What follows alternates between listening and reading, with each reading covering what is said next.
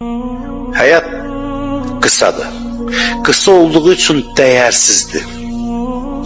Yəni dəyməz də bir çox şeylərə görə qanunu qaraltmaq, sevinmək, incitmək, incimək. Gəldi nəsihət istədi. Elə çox istəyirəm bu sözü, mənim xoşuma gəlir. Alimdən nəsihət istədi, dedi iki şeylə: incitmə və incimə. Bunu eləyə bilsin, çox böyük adamsın. O xırda şeylərə görə küsürsən, incirsən. Bunlar hamısı olur ki, sən çox əhəmiyyət versən əhəmiyyətsiz şeylərə. İncimək, küsmək onu göstərir ki, insan kiçikdir, cılızdır.